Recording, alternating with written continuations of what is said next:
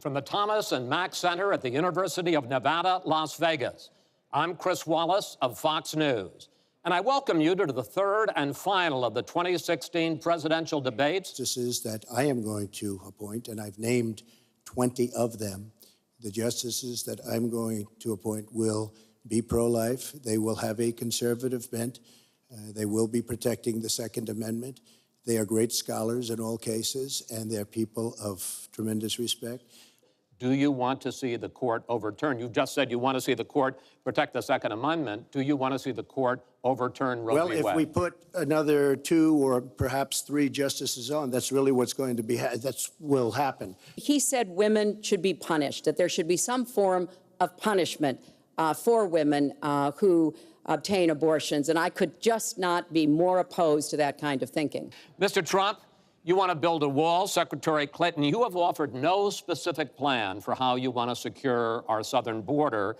I want to build the wall. We need the wall. The Border Patrol, ICE, they all want the wall. We stop the drugs. We shore up the border. One of my first acts will be to get all of the drug lords, all of the bad ones. We have some bad people in this country that have to go out. We're going to get them out. We're going to secure the border. And once the border is secured, at a later date, we'll make a determination as to the rest. But we have some bad hombres here, and we're going to get them out. We have 11 million undocumented people. They have 4 million American citizen children, 15 million people. He said as recently as a few weeks ago in Phoenix that every undocumented person would be subject to deportation. Now, here's what that means.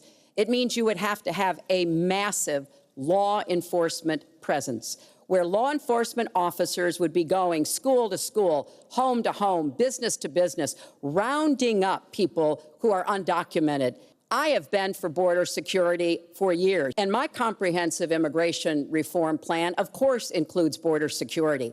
But I want to put our resources where I think they're most needed, getting rid of any violent person. Anybody who should be deported, we should deport them. When it comes to the wall that Donald talks about building, he went to Mexico. He had a meeting with the Mexican president, didn't even raise it. He choked. She wants open borders. Now we can talk about Putin. I don't know Putin. He said nice things about me. If we got along well, that would be good.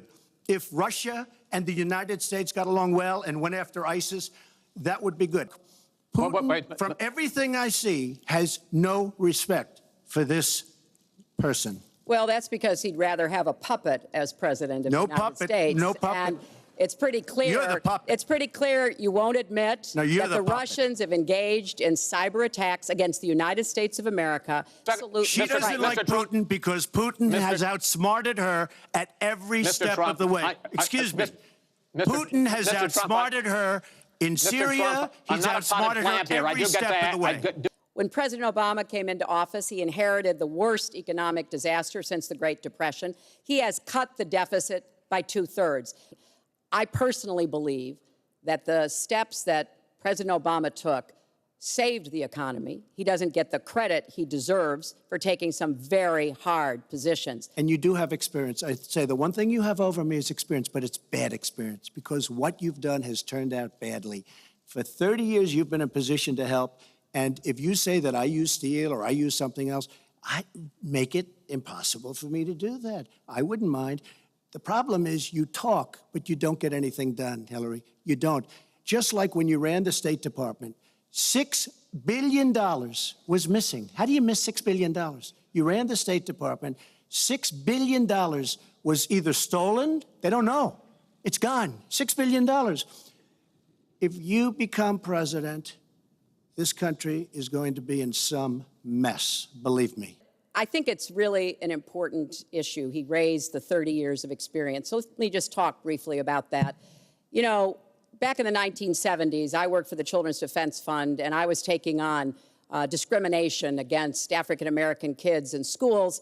He was getting sued by the Justice Department for racial discrimination in his apartment buildings. In the 1980s, I was working to reform the schools in Arkansas. He was borrowing $14 million from his father to start his businesses. In the 1990s, I went to Beijing, and I said women's rights are human rights. He insulted a former Miss Universe, Alicia Machado, called her an eating machine. And on the day when I was in the Situation Room, monitoring the raid that brought Osama bin Laden to justice. He was hosting The Celebrity Apprentice. Well, I think I did a much better job. I built a massive company, a great company, some of the greatest assets anywhere in the world, worth many, many billions of dollars. I started with a $1 million loan. I agree with that. It's a $1 million loan, but I built a phenomenal company. And if we could run our country the way I've run my company, we would have a country that you would be so proud of. You would even be proud of it. And frankly, when you look at her real record, take a look at Syria, take a look at the migration, take a look at Libya, take a look at Iraq.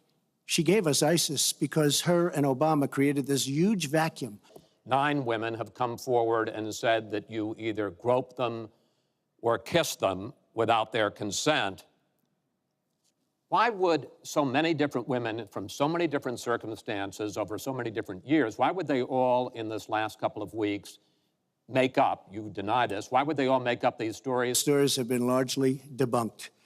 Those people, I don't know those people. I have a feeling how they came. I believe it was her campaign that did it. Just like if you look at what came out today on the clips, where I was wondering what happened with my rally in Chicago and other rallies where we had such violence.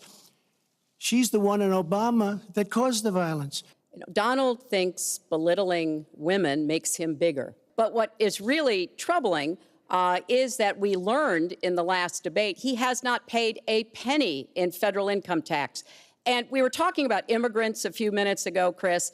You know, half of all immigrants, undocumented immigrants in our country, actually pay federal income tax. So we have undocumented immigrants in America who are paying more federal income tax than a billionaire. No matter how hard fought a campaign is, that at the end of the campaign, that the loser concedes to the winner, not saying that you're necessarily going to be the loser or the winner, but that the loser concedes to the winner and that the country comes together in part for the good of the country. Are you saying you're not prepared now to commit to that principle? What I'm saying is that I will tell you at the time. I'll keep you in suspense. Well, okay? Chris, let me respond to that because that's horrifying.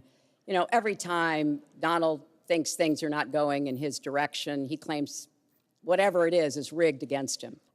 There was even a time when he didn't get an Emmy for his TV program 3 years in a row, and he started tweeting that the Emmys were rigged against him. Should have gotten it. This is a mindset. This is how Donald thinks. Now, John Podesta said you have terrible instincts. Bernie Sanders said you have bad judgment. I agree with both. You are the most dangerous person to run for president in the modern history of America.